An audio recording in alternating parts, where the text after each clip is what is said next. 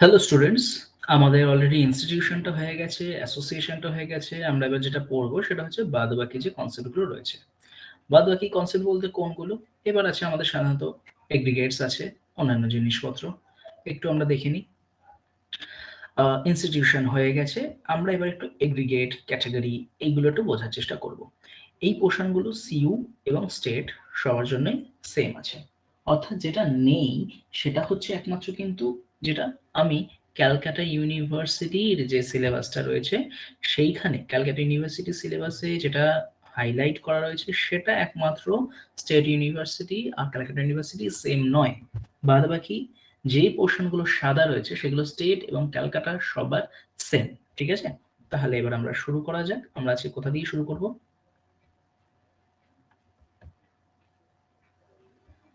এত অব্দি আমাদের হয়ে গেছিল। আমরা এবার বোঝার চেষ্টা করব এগ্রিগেট, সমষ্টি। এবার এগুলো খুব ছোট ছোট, খুবই সাধারণ কিছু ধারণা আমরা একটু পড়বো, পড়ে পড়ে বোঝার চেষ্টা করব। সমাজতত্ত্বের চর্চা বহু ব্যক্তি কেন্দ্রিক। এই বহুব্যক্তিক অস্তিত্বের বিবিধ রূপের মধ্যে সামাজিক বর্গ, গোষ্ঠী, সম্প্রদায় ইত্যাদি। সমষ্টি হলো এক বিশেষ রূপ। তার মানে sociology, what is sociology? Sociology সাধারণত সমস্ত মানুষদেরকে নিয়ে আলোচনা করে, বহু ব্যক্তি কেন্দ্রিক। সেই যে বহু ব্যক্তির যত অস্তিত্বগুলো রয়েছে, দেখো বহু ব্যক্তি একত্রিত হয়ে প্রতিষ্ঠান গঠন করছে, বহু ব্যক্তি একত্রিত হয়ে গোষ্ঠী গঠন করছে, বহু ব্যক্তি একত্রিত হয়ে অ্যাসোসিয়েশন গঠন করছে। তার মানে যেখানেই বহু ব্যক্তি হয় তারই একটা রূপ হচ্ছে সমষ্টি। এক অর্থে এটি হলো কোনো এক স্থানে কোনো এক কালে একাধিক ব্যক্তির সাময়িক উপস্থিতি, যেক্ষেত্রে দৈহিক নৈকট্য ছাড়া এদের মধ্যে কোনো সাধারণ বৈশিষ্ট্য, স্থায়ী আন্তঃক্রিয়া বা সংগঠন উপস্থিত থাকে না। একটা এক্সাম্পল দিলেই বিষয়টা তোমাদের কাছে পুরোপুরি ক্লিয়ার হয়ে যাবে। ঠিক আছে, কি উদাহরণ হচ্ছে শ্রোতা মণ্ডলী, অডিয়েন্স, উচ্ছৃঙ্খল জনতা। তুমি রাস্তা দিয়ে হাঁটছো, দেখছো যে একটা লোককে সবাই মিলে ধরে মারছে, তুমিও দাঁড়িয়ে পড়লে। তুমি একজনকে জিজ্ঞেস করলে, দাদা কি হয়েছে, মারছে কেন? তার মানে সেই ব্যক্তিটার সাথে তোমার কোনো সম্পর্ক নেই, তুমি তাকে চেনো না। যাকে তুমি জিজ্ঞাসা করছো তাকে তুমি চেনো না, জাস্ট জিজ্ঞাসা করছো। তার মানে তোমার মধ্যে কি আছে? দেখো, শুধু যেটা আছে সেটা হচ্ছে যে দৈহিক নৈকট্য, কোন রকম কিন্তু কোনো সম্পর্ক নেই, সাময়িক কোনো এক কালে। তো তোমরা সেখানে যেটা তৈরি করেছো সেটা হচ্ছে একটা এগ্রিগেট তৈরি করেছো। ঠিক আছে, এই ধরনের সমষ্টির উদাহরণ। তার মানে এগ্রিগেট মানে হচ্ছে এই বৈশিষ্ট্যগুলো তোমাদের মাথায় রাখতে হবে। 1 2 3 করে তোমরা দিতে পারো পরীক্ষার হলে। পরীক্ষার হলে আসলে তোমাদের সম্পূর্ণ স্বাধীনতা থাকে যে তোমরা কিভাবে বিষয়টা প্রেজেন্ট করছো। তো যত সুন্দরভাবে তোমরা প্রেজেন্ট করবে তত ভালো। বৈশিষ্ট্যগুলো যদি আমরা একটু মার্ক করতে থাকি, এক কথায় এটি হলো কোনো এক স্থানে কোনো এক কালে একাধিক ব্যক্তির সাময়িক উপস্থিতি, যেখানে দৈহিক নৈকট্য ছাড়া এদের মধ্যে কোনো সাধারণ বৈশিষ্ট্য, স্থায়ী আন্তঃক্রিয়া, লাস্টিং ইন্টারাকশন। মানে যে তুমি যাকে জিজ্ঞাসা করছো তাদের কি হয়েছে, তার কি তুমি ফোন নাম্বার নিয়ে আসছো নাকি বাড়িতে কথা বলার জন্য, গল্প করার জন্য? তা তো নয়। তাহলে এই রকম যে একটা গ্রুপ তৈরি হলো ওই মুহূর্তে ওই সময়, that is known as aggregate. এর এক্সাম্পল হিসেবে দেখো কি রয়েছে, অডিয়েন্সেস, মব, ক্রাউড, এই ধরনের সমষ্টির উদাহরণ। এই ধরনের সমষ্টি অসংগঠিত এবং পারস্পরিক সঙ্গতিহীন। অবশ্যই এটা তো অসংগঠিত হবে, যে কেউ যেখান দিয়ে এসে উঁকি মারছে, যে কেউ যাকে ধাক্কা মারছে, কোনো রকম কোনো কিন্তু সংহতি নেই যে এরপরে এই মিলিত জনতার দল এবার এদেরকে পুলিশ স্টেশনে নিয়ে যাবে, এবং কিছু না, যে যার নিজের কাজে এগিয়ে যাবে। যে কোনো ধরনের উচ্ছৃঙ্খলতা ও দাঙ্গা হাঙ্গামার আশু সূত্র হিসেবে অবস্থান করে থাকে। যেহেতু কোনো সংগঠন থাকে না, যেহেতু কোনো সংহতি থাকে না, তাই যে কোনো সময় উচ্ছৃঙ্খল বা দাঙ্গা হাঙ্গামার পরিবেশ তৈরি হয়ে যেতেই পারে। ভিন্নার্থে, ভিন্নার্থে মানে ভিন্ন যুক্ত অর্থ। ভিন্নার্থে ইহা পরিসংখ্যানগত ব্যঞ্জনা বহন করে, যে সাধারণত এগ্রিগেট ডেটা নামে পরিচিত থাকে। পরিবার, গোষ্ঠী, সম্প্রদায়, জাতি ইত্যাদির বহুজন সংক্রান্ত তথ্য হলো এগ্রিগেট ডেটা। তার মানে তুমি যখন মানুষের হিসাবে বলছো, যে তার মানে এগ্রিগেট ইন্ডিভিজুয়ালস। তুমি যখন পরিবারের হিসাবে বলছো, aggregate family, number of aggregate family, যে টোটাল কতগুলো পরিবারের উপর আলোচনাটা করছো, এগ্রিগেট ফ্যামিলি হয়ে গেল। তার মানে এটা একটা একক হিসাবে কিন্তু ব্যবহার হয়। ইহা কোনো সমগ্রকের একক সমূহের বৈশিষ্ট্যাবলী বিন্যাস নির্দেশ করে থাকে। কোনো দেশের কোনো বছরে আত্মহত্যার সমষ্টি ও তার শতাংশ হার, বিভিন্ন দেশের আত্মহত্যার তুলনামূলক শতাংশ নির্দেশ, এই ধরনের সমষ্টি উদাহরণ। অর্থাৎ কতজন, অর্থাৎ কতজন মানুষ একসাথে আছে, যে কতজন মানুষ, total aggregate number of suicidal attempts, যে কতজন মানুষ হয়তো সুইসাইড অ্যাটেম্প করেছে। এই যে সংখ্যা, টোটাল সংখ্যা, এইটা হচ্ছে আরেকটা যে পরিসংখ্যানগত, যে কোয়ান্টিটি বোঝাতে যেটা ব্যবহার হচ্ছে সেটা হচ্ছে তাহলে অ্যাগ্রিগেট। ওকে, বোঝা গেল তাহলে সমষ্টি বলতে কি বোঝাচ্ছে? সমষ্টি মানে হচ্ছে অ্যাগ্রিগেট গেল। আরেকটা হচ্ছে আমাদের ক্যাটাগরিজ। ক্যাটাগরিজ কি? সোশ্যাল ক্যাটাগরি হয়। ক্যাটাগরিজ এর বাংলা হচ্ছে সাধারণত, ক্যাটাগরি কথাটা আমরা বহুবার ব্যবহার করেছি, কিন্তু ক্যাটাগরি কিন্তু সাধারণত আমরা বাংলাটা মানে হয়তো নতুন। সামাজিক বর্গ, সমষ্টি বিশেষ বৈশিষ্ট্য, আর্থিক অবস্থা, মর্যাদা, লিঙ্গ, বংশ, ত্বকের বর্ণ ইত্যাদি সংশ্লিষ্ট হলে সামাজিক বর্ণরূপে পরিগণিত, বর্গরূপে পরিণত হয়। তার মানে দেখো, সমষ্টি মানে কি ছিল? এগ্রিগেট। সেই সমষ্টির তো নির্দিষ্ট কোনো বৈশিষ্ট্য ছিল না, কিন্তু যখন তার মধ্যে এবার আমি কোনো স্পেসিফিক বৈশিষ্ট্য ঢুকিয়ে দেবো, আর্থিক অবস্থা, মর্যাদা, লিঙ্গ, বংশ, ত্বকের বর্ণ, যখন আমি এরকম স্পেসিফিক কোনো একটা বৈশিষ্ট্য এগ্রিগেটের মধ্যে ঢুকিয়ে দিচ্ছি, তার মানে aggregate plus specific character or feature, characteristics or feature, সেটা হয়ে যাচ্ছে কি? Social category. ওকে, এক্ষেত্রেও সংগঠন ও স্থায়ী আন্তঃক্রিয়া অনুপস্থিত থাকে। তাহলে এই ঠিক যেমন এগ্রিগেটের ক্ষেত্রে কোনো রকম সংগঠন থাকে না, স্থায়ী আন্তঃক্রিয়া থাকে না, স্থায়ী আন্তঃক্রিয়া মানে হচ্ছে ইন্টারঅ্যাকশন, তো এখানেও ঠিক তাই সোশ্যাল ক্যাটাগরির মধ্যে কিন্তু কোনো স্থায়ী ইন্টারাকশন থাকে না, কিন্তু বৈশিষ্ট্যগত পার্থক্য থাকায় ব্যক্তিরা ভিন্ন বর্গরূপে অবস্থান করে। যেমন নিম্ন মধ্যবিত্ত, উচ্চবিত্ত, নারী ও পুরুষ, শ্বেতাঙ্গ কৃষ্ণাঙ্গ ইত্যাদি। তার মানে কি? এগুলো এক একটা বর্গ। কিভাবে ভাগ করা হয়? Male female, male female. কি এটা? এটা বর্গ, ক্যাটাগরি। তুমি ক্যাটাগরিতে ভাগ করছো, কিসের ক্যাটাগরি? তুমি লিঙ্গের ক্যাটাগরিতে ভাগ করেছো, জেন্ডার। তাহলে জেন্ডারের ক্যাটাগরিতে কটা ভাগ হয়? Male female. এই যে যখন তুমি জেন্ডার ঢুকিয়ে দিলে, তখন আর অ্যাগ্রিগেটটা অ্যাগ্রিগেট থাকলো না, তুমি এবার জেন্ডার ঢুকিয়ে দিয়েছো, মানে এটা হয়ে গেল একটা ক্যাটাগরি। তুমি একটা ক্যাটাগরি ঢুকিয়ে দিলে যে অনেকজন মানুষ আছে, এই এতজন মানুষ, এইটাকে তুমি ক্যাটাগরাইজ করতে চাইছো। ক্যাটাগরাইজ করতে চাইছো কি দিয়ে? ইকোনমির উপর ভিত্তি করে। তখন ইকোনমির উপর যখন ভিত্তি করছো, তখন এখানে ভাগ হয়ে যাচ্ছে মধ্যবিত্ত, উচ্চ মধ্যবিত্ত, নিম্ন মধ্যবিত্ত, ঠিক? এবং তাই যদি হয়, এতগুলো যে ভাগ, যে মধ্যবিত্তের মানে ইকোনমিক ফিনান্সিয়াল কন্ডিশনের উপর যে তুমি ভাগ করে দিচ্ছ, হয়ে গেল ক্যাটাগরাইজেশন, ক্যাটাগরাইজেশন অফ এগ্রিগেটস। শ্বেতাঙ্গ কৃষ্ণাঙ্গ একইভাবে রং দিয়ে মানে কমপ্লেকশন দিয়ে, ঠিক আছে, রেশিয়াল কমপ্লেকশন দিয়ে তুমি তাদেরকে আলাদা করছো। উল্লেখ্য, পরিমাপ ও পরিসংখ্যান প্রক্রিয়া এবং গুণবাচক তথ্য বিশ্লেষণে ব্যক্তি, বস্তু বা ঘটনার বৈশিষ্ট্য নির্দেশী বর্গ শ্রেণীকরণের নির্ধারক হয়ে থাকে। এই বিষয়টা আশা করি তোমরা এখন বুঝবে না, কারণ এটা রিসার্চ মেথোডোলজির আন্ডারে পড়ছে, যেটা তোমরা 5th সেমে গিয়ে পড়বে। তাই এটা মুখস্থ করে নিতে পারো, ঠিক আছে, ইনক্লুড করে দিতে পারো। এটা 5th সেমে গিয়ে পড়বে। কি বিষয়? যে না, সোশ্যাল ক্যাটাগরি বিষয়টা আমরা রিসার্চ মেথোডোলজির কোন জায়গায় অ্যাপ্লাই করি, সেটা বোঝানোর জন্য এই কথাটা লেখা রয়েছে, ঠিক আছে। তাহলে এত অবধি আমাদের হলো কি? Social category. একটু যদি আমরা দেখে নিই সিলেবাস অনুযায়ী যে আমরা কি কি শেষ করলাম, আপাতত কি কি আমরা শেষ করেছি, তাহলে বিষয়টা তোমাদের কাছে আর একটু ক্লিয়ার হয়ে যাবে। আমরা একটু মার্ক করি যে কি কি আমাদের শেষ হলো। আমরা সাম বেসিক কনসেপ্টসের মধ্যে ইনস্টিটিউশন বুঝেছি, আমরা অ্যাসোসিয়েশন বুঝেছি, আমরা এগ্রিগেট বুঝেছি, আমরা ক্যাটাগরিজ বুঝেছি। এইবার আমাদের যেটা বাকি রইল সেটা হচ্ছে গ্রুপ, স্ট্যাটাস, রোল। দেখো, এইবার বিষয়টা হচ্ছে যে দেখো, status and role, norm and value.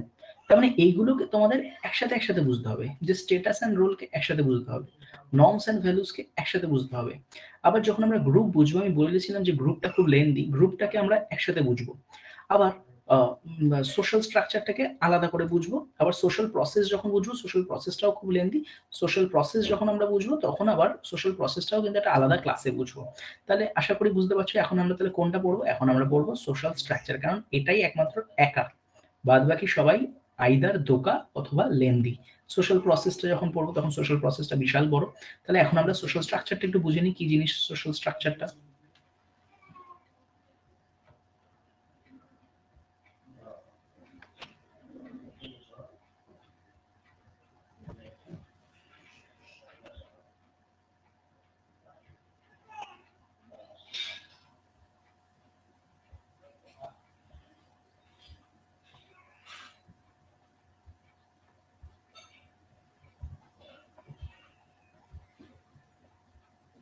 Social structure, দেখো সোশ্যাল স্ট্রাকচারটা সাধারণত মানে খুব ইম্পর্টেন্ট একটা জিনিস হলেও খুব যে আলোচনা হয় তা কিন্তু নয়। সেটা এখানেও লিখে দিয়েছে যে সমাজতত্ত্বের সামাজিক কাঠামো ধারণাটি বহুল ব্যবহৃত হলেও অতি শিথিলভাবে সংজ্ঞায়িত হয়ে থাকে। তার মানে এই স্ট্রাকচার কথাটা তোমরা বহুবার বহু জায়গায় শুনতে পারবে যে সোশ্যাল স্ট্রাকচার, কিন্তু তুমি যদি একটা ডেফিনিশন খুঁজতে যাও, ডেফিনিশন কিন্তু তুমি সাধারণত পাবে না। কেন পাবে না? তার কারণ হচ্ছে যে আহ, এক সেকেন্ড, একটা মিনিট।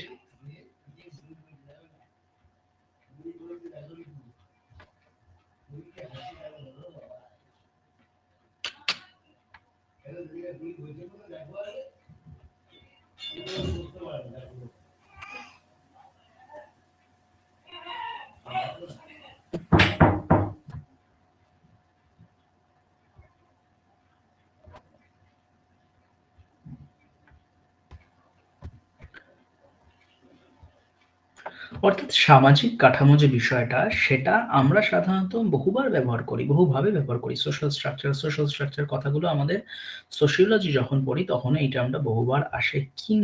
কিন্তু সাধারণত দেখা যায় যে এর যদি আমি ডেফিনেশন খুঁজতে যাই তাহলে সেটা পোক্তভাবে আমরা পাই না। পোক্তভাবে মানে যে স্ট্রাকচারটা কি, এক্সাক্ট ডেফিনেশন সেটা সাধারণত পাওয়া যায় না। এটা কিন্তু একটা খুব সমস্যার বিষয়।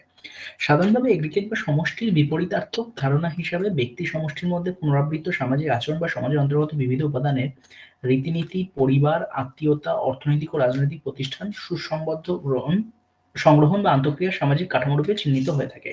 তার মানে দেখো যে যেই ডেফিনেশনটা আমরা পাবো সেটা এক্স্যাক্টলি কিন্তু আমরা ডেফিনেশন হিসাবে পাবো না, আমরা ডেসক্রিপশন হিসাবে পাবো, অর্থাৎ একটা বর্ণনা পাবো যে কি জিনিস, যে না কতগুলো জিনিস একসাথে থাকছে সেটা মিলে যেটা তৈরি হচ্ছে সেটাকে আমরা কাঠামো বলছি। ঠিক আছে। মরিস জিন্সবার্গের মতে সামাজিক কাঠামো হলো বিবিধ প্রধান গোষ্ঠী ও প্রতিষ্ঠান সমূহের জটিল সংশ্লেষ। তার মানে কি, important groups plus important institutions, এই দুটোর যে মানে এই দুটো একসাথে মিলে যেটা তৈরি হচ্ছে সেটা হচ্ছে structure. Okay, the complex of the principal groups and institution.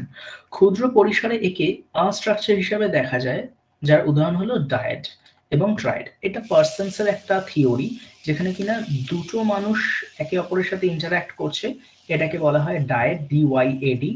আর তিন বা তার অধিক মানুষ একসাথে ইন্টারঅ্যাকশন করছে সেটাকে বলা হয় ট্রাইড। এটা পার্সন জিমেলের একটা থিওরি। সেই সেই জিমেলের, জর্জ জিমেল, পুরো নাম হচ্ছে জর্জ জিমেল, সেই জর্জ জিমেলের থিওরি অনুযায়ী এটা একটা স্ট্রাকচার। তার মানে কি, দুইজন মানুষ মিলে একটা ইন্টারাকশন করছে সেটাও স্ট্রাকচার, তিনজন মানুষ বা তার বেশি মিলে ইন্টারাকশন করছে সেটাও একটা স্ট্রাকচার। এটা কোন লেভেলে? এটা মাইক্রো লেভেলে। তাহলে ম্যাক্রো লেভেলের স্ট্রাকচার কি? ম্যাক্রো লেভেলে বলা হয় দ্য স্ট্রাকচার রূপে দেখা হয়, যার উদাহরণ হলো কোনো সমগ্র সমাজ, অর্থাৎ পুরো সোসাইটিটা। এটা হয়ে গেল আমার তাহলে দ্য স্ট্রাকচার। তাহলে এই স্ট্রাকচার, দ্য স্ট্রাকচার, একটা মাইক্রো লেভেল, একটা ম্যাক্রো লেভেল।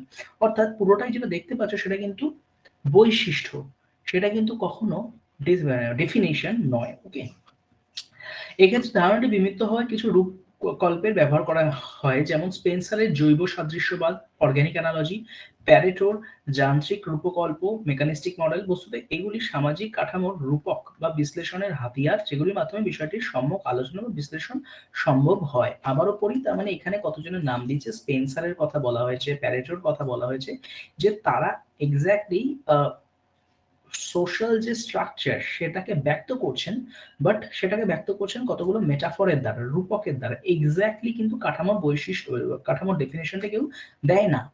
উল্লেখ্য, ট্যালকাট পার্সন্স প্রথম রূপকের অনুসরণে তার সোশ্যাল সিস্টেম। তার মানে দেখো, ট্যালকাট পার্সন্সের যে সোশ্যাল সিস্টেম থিওরিটা ছিল সেটা কিন্তু তিনি স্ট্রাকচারের উপর বেস করে তৈরি করেছিলেন 1951 সালে, কিন্তু স্ট্রাকচারের ডেফিনেশন নেই। সমাজের কাঠামোগত সংযুক্তি ও স্থিতিশীলতার উপর বিশেষ গুরুত্ব আরোপ করেন এক্ষেত্রে। তার মানে আমরা এখন কি পড়ছি? আমরা পড়ছি কোন কোন থিঙ্কার স্ট্রাকচারের উপর বেস করে তারা নিজেদের মতো করে, ফার্স্টে আমরা পড়লাম হচ্ছে জর্জ জিমেল, যদিও জর্জ জিমেলের ডায়াট্রাইডের নাম, মানে ডায়াট্রাইডের নাম আছে কিন্তু জর্জ জিমেলের নাম নেই। প্যারেটো, স্পেন্সার, ট্যালকাট পার্সন্স, এরা কিভাবে সোশ্যাল স্ট্রাকচারটাকে ব্যবহার করে নিজেদের থিওরিটাকে অ্যাপ্লাই করেছিল সেটা পড়ছি, কিন্তু সোশ্যাল স্ট্রাকচারের কিন্তু কোনো ডেফিনেশন নেই। তো আমাদের এটাই লিখে আসতে হবে। এক্ষেত্রে আমি, সামাজিক কাঠামো বিষয়টা ইম্পর্টেন্ট, কিন্তু সোশিওলজিতে এটাকে সেইভাবে গুরুত্ব দেওয়া হয়নি, মানে ডেফিনেশনের ক্ষেত্রে যতটা দেওয়া উচিত ছিল। সেই কারণে আমরা এর কোনো ডেফিনেশন পাই না। যা ডেফিনেশন পাই না সেটা আমরা কি লিখবো? ডেসক্রিপশন লিখবো। তিনি ক্রমে সামাজিক কাঠামো থেকে সামাজিক ব্যবস্থা ধারণায় উপনীত হন। সামাজিক ব্যবস্থায় সমাজের অন্তর্গত বিভিন্ন কাঠামোর কার্যকরী সম্পর্ক উল্লেখিত হয়, যে সমাজকে আপাত স্থিতিশীল সমগ্র হিসেবে উপস্থাপন করে। কিভাবে আসছে তাহলে ব্যাপারটা? তাহলে প্রথমে হচ্ছে আমরা লিখবো হচ্ছে স্ট্রাকচার।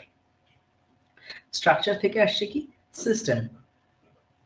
সিস্টেম থেকে আসছে কি দেয়ার রিলেশনশিপ, ফাংশনাল রিলেশনশিপ। তো এইভাবে বিষয়টা পার্সনস ব্যক্ত করেছিলেন। ওকে, এবং এই যে রিলেশনশিপটি, এই রিলেশনশিপটাই সমাজের যে স্থিতিশীলতা সেটাকে কিন্তু ধরে রাখে। সমাজে এরূপ চিত্র স্থিতাবস্থামূলক বলে সমালোচিত হয়ে থাকে। এরই প্রকৃতিতে অ্যান্থনি গিডেন্স প্রবর্তিত স্ট্রাকচারেশন তত্ত্ব বিশেষ প্রাসঙ্গিক হয়ে থাকে। তাহলে দেখো, ক্যালকাট পার্সনস একটা কথা বললেন স্ট্রাকচারের উপর বেস করে সিস্টেমের উপর বেস করে একটা রিলেশনশিপের উপর বেস করে স্ট্যাবিলিটি।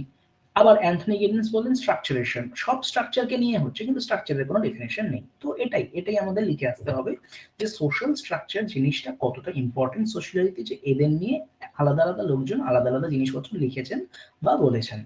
তিনি সামাজিক কাঠামোর দ্বৈত ভূমিকা উল্লেখ করেন, সামাজিক আচরণ বা ভূমিকা গ্রহণের উপায় এবং ফসল হিসাবে। এই দ্বিতীয় ভূমিকায় ব্যক্তির সক্রিয়তার সূত্রে সামাজিক স্থিতি গতিশীলতা সম্ভব হয়। একটু যদি ইংলিশটা পড়ি না, both the medium and output of the practices with which constitute the social system। তার মানে কি, medium and output of the practices. তার মানে একদিকে যেমন আমি বলতে পারি যে স্টেবিলিটিও থাকবে, আরেকদিকে বলতে পারি যে এর মধ্যে ডাইনামিজমও থাকবে। তার মানে একটা হচ্ছে সামাজিক স্থিতাবস্থায়, একটা হচ্ছে গতি অবস্থা। তার মানে স্থিতাবস্থা আর গতি অবস্থা, এই দুটো মিলিয়ে যেহেতু তৈরি হচ্ছে সোশ্যাল স্ট্রাকচার, তাই উনি এটাকে কি বলছেন, দ্বৈত ভূমিকা, যে দুটোই থাকছে। এটাকে তিনি আর কি বললেন, যে যদি আমি ইংলিশে বলি medium as well as output, যদি আমি বাংলায় বলি ব্যক্তির সক্রিয়তা আর তার সাথে হচ্ছে ভূমিকা গ্রহণের উপায়। ঠিক আছে, আমার মনে হয় যে প্রত্যেকটা যদি প্যারা করে করে লেখা যায় তাহলে বিষয়টা বেশি ভালো হয়। বিষয়টা বেশি ভালো হয় কেন? কারণ প্যারার মাধ্যমেই আমরা প্রত্যেকটা থিঙ্কার্স কে কি বলেছিল বিষয়গুলো আমরা ফুটিয়ে তুলতে পারবো। এই কারণে আমার মনে হয় যে সেটা যদি আমরা প্যারা করে লিখি যে কোন থিঙ্কার্স কি বলেছে, সেটা উত্তরটা দেখতেও বেশি ভালো লাগে। তাহলে এটা ছিল হচ্ছে আমাদের সোশ্যাল স্ট্রাকচার। আমাদের তাহলে সোশ্যাল স্ট্রাকচারটাও শেষ হয়ে গেল। একটু যদি আমরা মার্ক করে নিই বা এই সিলেবাসটা যদি দেখি, তাহলে আমরা বুঝে যাবো যে আমাদের কি কি শেষ হলো।